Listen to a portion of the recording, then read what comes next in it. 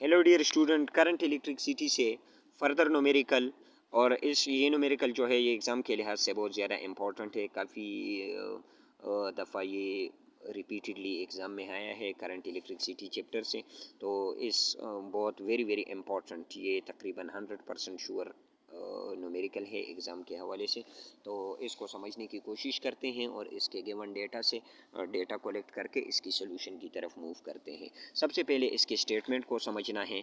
तो कह रहे हैं क्वेश्चन नंबर 4 में करंट इलेक्ट्रिसिटी चैप्टर से, consider a circuit with 3 resistor R1 250 ohm, R2 150 ohm and R3 350 ohm connected to a parallel with a 24 volt battery.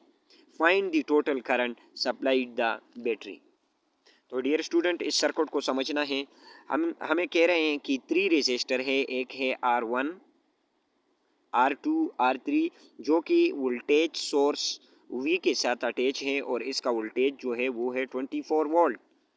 तो यहाँ R1 का रेजिस्टेंस जो हमें दिया हुआ है वो है 250, R2 का रेजिस्टेंस दिया हुआ है 150 एंड R3 का दिया हुआ है 350। सबसे पहले इस सर्किट के फिजिक्स को समझना है।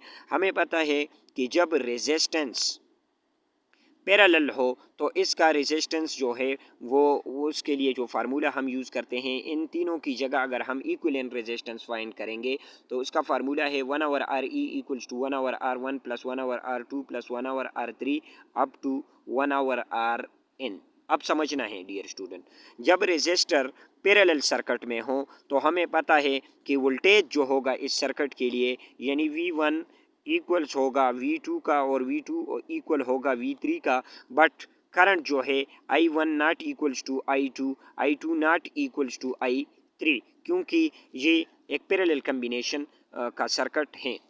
तो डियर स्टूडेंट, इसकी सोल्यूशन की तरफ मूव करते हैं और समझते हैं गिवन डेटा जो हमें गिवन है।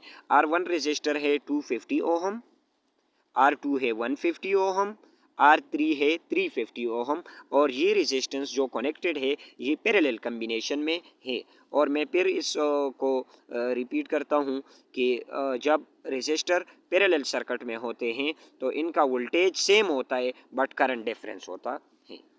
तो डियर स्टूडेंट, जो वोल्टेज सोर्सेज के साथ अटैच हैं वो है 24 वोल्ट।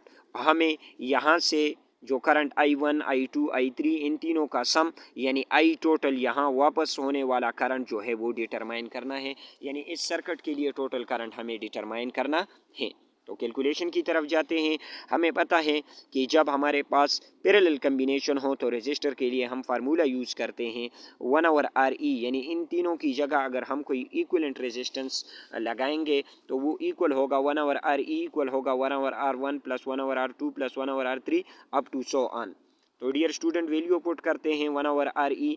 R1 250 है, R2 150 है एंड R3 350 है। जब इन तीनों का LCM और सोल्यूशन लेके हमारे पास आ गया 71 डिवाइडेड बाय 500 250 ओहम, 250 इसका वैल्यू आ गई 71/5250 after the LCM or calculation. जब यहाँ हमने LCM और ये चीज़ें ले ली तो यहाँ हमारे पास जो इसका LCM आया वो है 71 डिवाइडेड बाय 5250 71 बाय 5250। जब इसको सॉल्व किया, हमने यहाँ सॉल्व इसलिए किया क्योंकि हम सबसे पहले इक्विवेलेंट रेजिस्टेंस की तरफ मूव करेंगे, क्योंकि हमसे पूछ रहे हैं कि आप टोटल करंट डिटरमाइन करें। क्वेश्चन में पूछ रहे हैं टोटल करंट, ये नहीं पूछ रहे हैं कि आप R1 के लिए करंट फाइंड करें, R2 के लिए फाइंड करें, R3 के लिए फाइंड करें, बल्कि ये पूछ रहे हैं कि IT जो टोटल करंट है R1 से पास होने वाला, R2 से, R3 से, वही टोटल करंट आपको डिटरमाइन करना है। तो इक्विवेलेंट वाला फार्मूला यहाँ रेजिस्टेंस का इसलिए यूज़ किया कि जब हम इक्विवेलेंट डिटरमाइन करेंगे तो इसको ओहम लॉ में यूज़ करके, क्योंकि वोल्टेज तो सबके लिए सेम है और इक्विवेलेंट रेजिस्टेंस हम डिटरमाइन करके इजीली हम टोटल करंट की तरफ मूव कर सकते हैं। तो जब हमने इक्विवेलेंट रेजिस्टेंस डिटरमाइन किया इस सर्किट के लिए R1, R2, R3 parallel circuit के लिए, तो हमारे पास इक्विवेलेंट रेजिस्टेंस आया 74 ओहम। अब इस फार्मूले को हमने ओहम लॉ में यूज़ किया, V equals to I total multiplied by R equivalent. तो IT हमें डिटरमाइन करनी है, तो IT हमारे पास आ गई V divided by R equivalent. V की जगह हमने वैल्यू यूज़ की 24। मैंने पहले भी इसको एक्सप्लेन किया है कि वी क्यों 24 पुट की, इसलिए कि जब हमारे पास सर्किट पैरेलल हो तो पैरेलल सर्किट में R1, R2 और R3 से पास होने वाला वोल्टेज जो है वो सब के लिए सेम होगा, बट R1, R2, R3 से पास होने वाला करंट जो है वो डिफरेंस रेजिस्टर के लिए डिफरेंस होगा in the case of parallel combination.